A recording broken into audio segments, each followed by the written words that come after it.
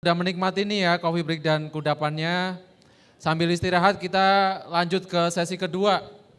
Tadi saya sampaikan di sesi kedua ini juga ada 5 makalah yang akan mempresentasikan hasil risetnya terkait dengan preservasi digital. Transformasi digital, mohon maaf untuk topik yang ketiga di sini.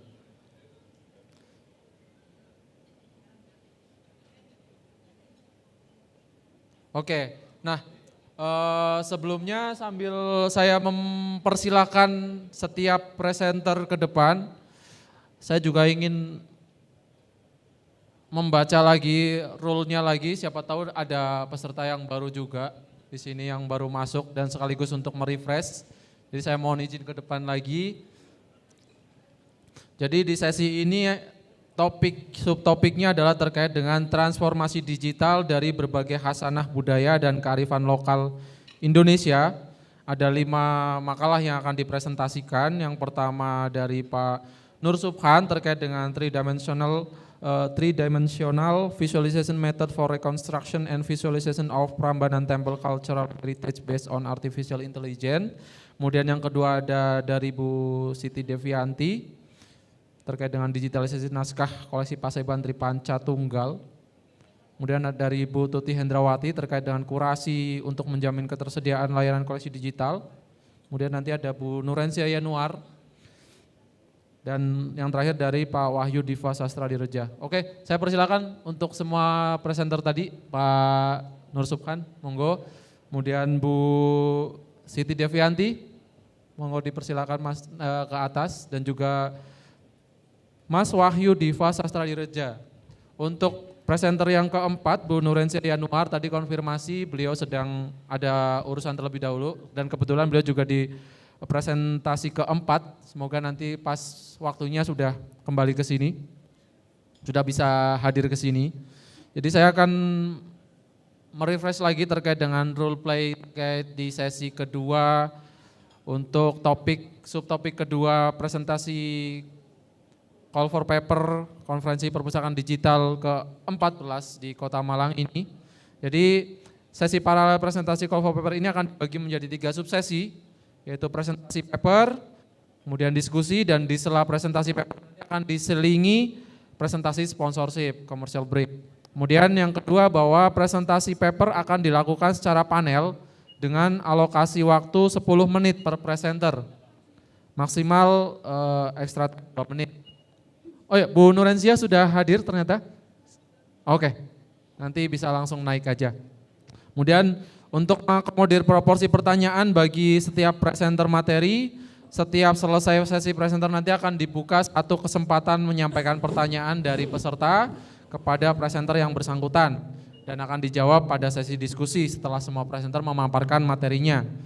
Dan kemudian pada sesi diskusi, untuk pertama dipersilakan bagi presenter untuk menjawab pertanyaan yang telah disampaikan peserta sebelumnya. Dan jika masih ada waktu tersedia akan dibuka termin berikutnya untuk pertanyaan dari peserta.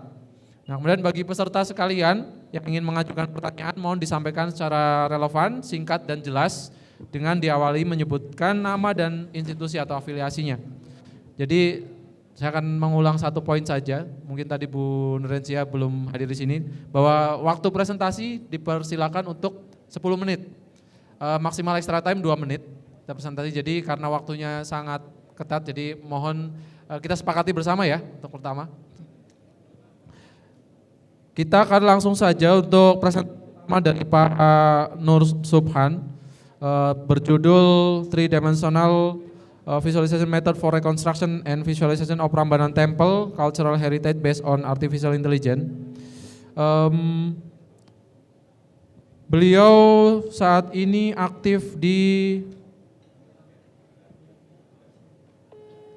melakukan pendampingan bagi mahasiswa 1 S2 dan S3 yang sedang menyelesaikan tugas akhir, skripsi, tesis dan disertasi. Banyak sekali publikasi yang sudah beliau publikasikan. Saya akan langsung persilakan saja nih Pak Nur Subhan untuk mempresentasikan materinya. Akan menggunakan ini atau pakai aslot saja? Oke, siap. Mic-nya boleh? Oh, oke, siap.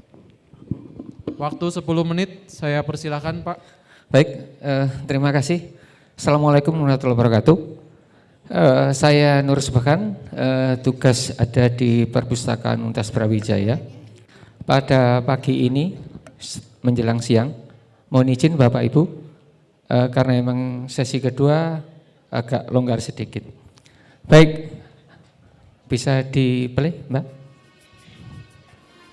Ya, ini kita ambil videonya. Saya ngambil di download miliknya Kompas, bagaimana Candi Prambanan itu.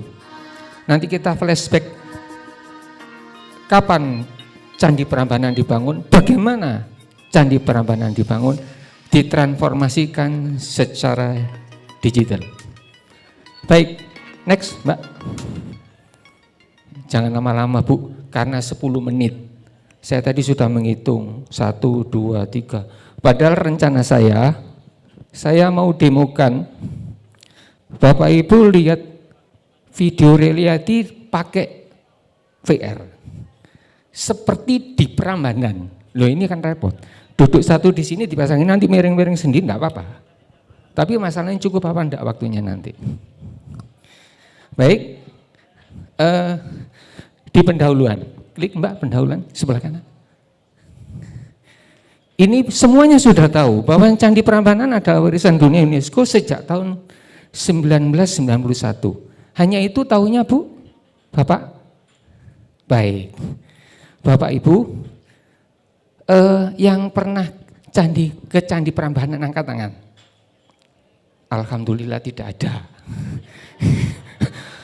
Alhamdulillah ada satu. Pertanyaannya, kapan? Sekarang nih pintu Candi Prambanan untuk naik sudah tidak boleh. Nah, ini yang nanti kita mau demokan pakai VR, visual reality, bagaimana kita seakan-akan masuk Candi Prambanan, kalau menghadap sana bisa menghadap sana, nengok ke sana bisa lihat sana, lihat belakang, lihat belakang. Tapi tidak perlu ke Candi Prambanan. Aspek yang saya mau angkat adalah pengetahuan dan pembelajaran untuk generasi berikutnya. Yang jadi pokok utama masalahnya adalah anak-anak kita itu belum tentu tertarik dengan Candi Prambanan. Kalau diajak ke candi bilang begini, ya ngapain rekreasi ke batu? Batu-batu itu kan batu-batu Bu. Padahal ada batu yang sesungguhnya, ada baloga dan sebagainya kan. Ini jadi masalah baru ini. Baik Bapak Ibu, Bapak Ibu yang di ruangan ini, mohon maaf, yang usia 50 tahun dia, seperti saya, angkat tangan. 1, 2, 3, ada 25. Kasarannya begitu. Oke, kapan Bapak, Ibu-ibu pernahkah menceritakan tentang Prambanan bagaimana dibangun? Ada Bu? Waduh, belayan ini. Kata orang Malang belayan. Baik, next video pertama Mbak. Jangan pakai remote. Yang pertama, bisa ada suaranya. Yes. Ini bagaimana Prambanan dibangun. Bagaimana pertempuran dengan Roro Jonggrang.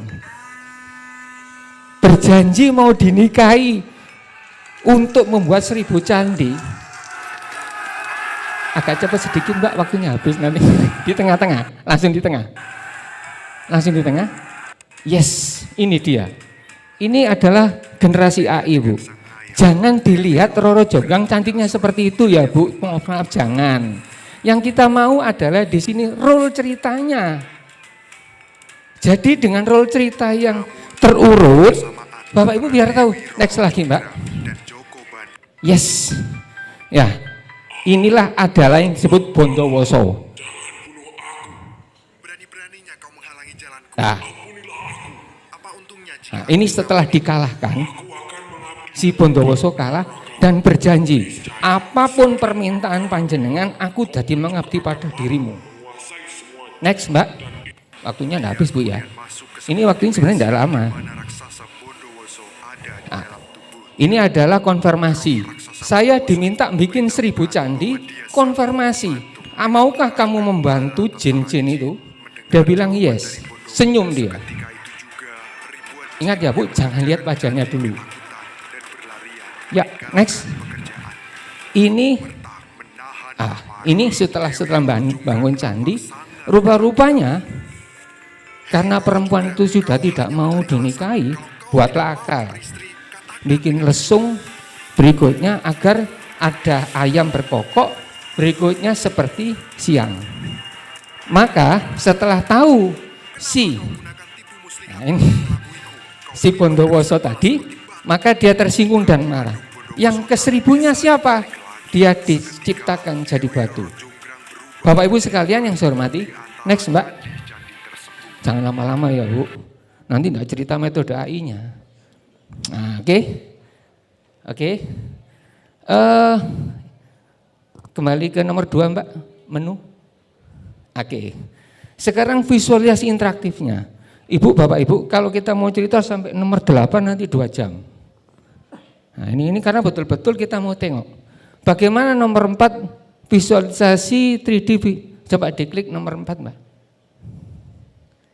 Klik sebelah ya Mbak, dia. Sebelah kanan, bukan. Sebelah kanan Bu, yang besar ini.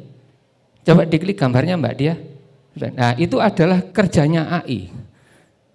Jadi AI itu bisa ditanya. Dengan konsep AI saya bisa mendapatkan 200 gambar menjadi lebih menarik. Anak-anak kita itu kalau enggak menarik enggak tertarik Bu.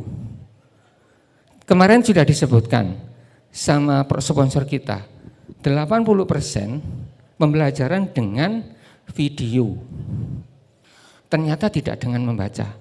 Mohon izin ini Bapak Ibu yang mungkin masih dokumentasi, kami transformasikan ke sini. Next Mbak. Lagi ke metodenya. Yang klik bawah aja Mbak dia. Yang bawah Mbak dia.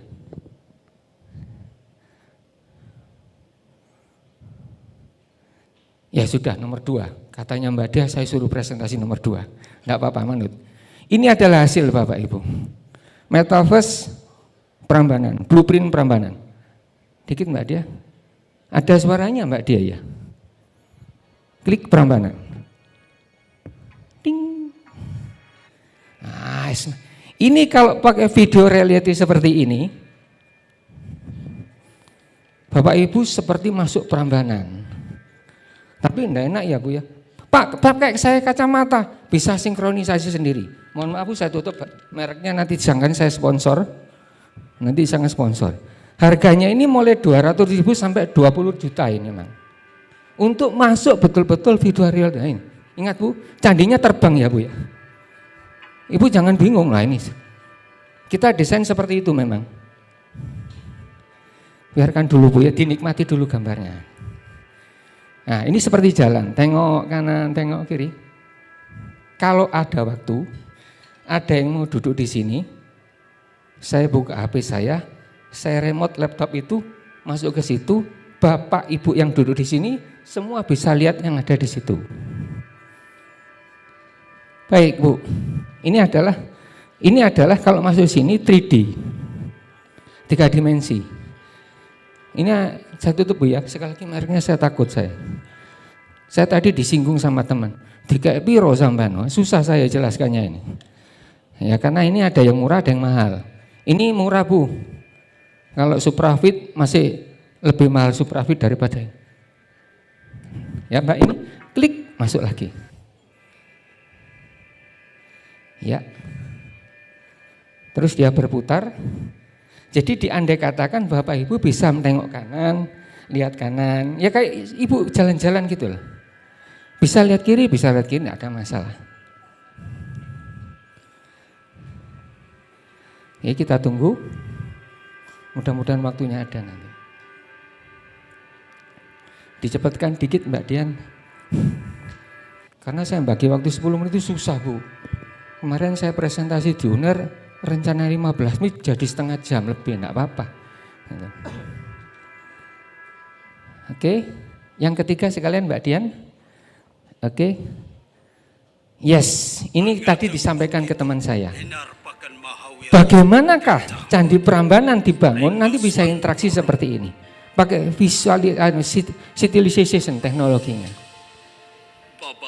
Sekali lagi Bapak Ibu, tadi disampaikan ke teman, wajahnya enggak sama. Nah, oke. Bu, Bapak Ibu sekalian, siapa sih yang tahu wajahnya Gajah Mada sesungguhnya kan gitu. Yang tahu itu Gajah Mungkur mungkin mereknya Sarung kan gitu toh. Gajah Duduk mereknya Sarung lagi kan gitu toh. Setidaknya dengan visualisasi ini membuat anak-anak kita bertanyanya pakai apa? Pakai cat itu. Untuk sementara pakai cat memang. Dan sekarang kami sedang mencoba untuk mengembangkan teknologi ini secara bertahap. Bapak Ibu sekalian, transformasi digital ini perlu kerja orang banyak. Perlu pemerintah untuk sentuhan yang luar biasa. Mulai ahli arkeologi, mulai ahli teknologi, mulai teknik engineering, seluruhnya dilibatkan. Pengambilan gambar kami rata-rata pakai drone, sudah pakai biaya lagi. Tidak bisa kita melihat sesuatu dengan satu aspek saja. Penelitian yang kita mulai ini adalah masih level awal. Sekali lagi ya Bapak Ibu, masih level awal, sangat banyak kurangnya. Tapi bahwasanya kami ingin mentransformasi, ingin menjadi satu dokumen bahwasanya teknologi itu bisa menjembatani semuanya. Menjembatani, ingat ya Bu, menjembatani ya Bu, Bapak Ibu sekalian. Jadi fungsi kita adalah, sekali lagi, fungsi kita adalah memanfaatkan teknologi itu untuk kemaslahatan umat. Bisa saja anak kita, cucu kita untuk jadi tahu. Misalkan begini, suatu hari nanti kepingin tahu gimana sih Candi Prambanan dibuat itu. Kalau tadi saya sampaikan adalah tentang animasinya, ya, memang yang jadi masalah kajian kami awal, kecerdasan AI ini digunakan adalah ketika konten itu diisi orang sembarangan. Disampaikan tadi sampai Pak Heri adalah perlu regulator. Oke, maka ambil alihlah kepada pustakawan untuk mendokumentasi itu satu demi satu. Sehingga suatu saya ditanya misalkan, kenapa Roro Jonggrang tidak mau kamu dinikahi? Sama Roro Jonggrang dijawab, ya karena dia membunuh orang tuaku. Kan begitu nanti jawabannya. Nah, pernahkah Bapak Ibu sampaikan itu pada anak-anak? Anaknya Bapak Ibu loh, jangan anaknya tetangga, anak-anak. Ada Bu yang pernah, anakku tahu enggak kenapa kok Roro Jonggrang enggak mau dinikahi? Ya Bu, Roro Jonggrang itu siapa? Loh, jadi masalah lagi nanti itu kan. Pokoknya panjang itu biasanya, karena saya pernah nyoba 3 kali. Mohon Baik. maaf Pak Suman, tinggal 2 menit Oke, lagi. kesimpulan sudah Mbak. Kesimpulan sudah. Coba mudah-mudahan diklik sebelah kanannya Mbak Dian. Sebelah sisinya.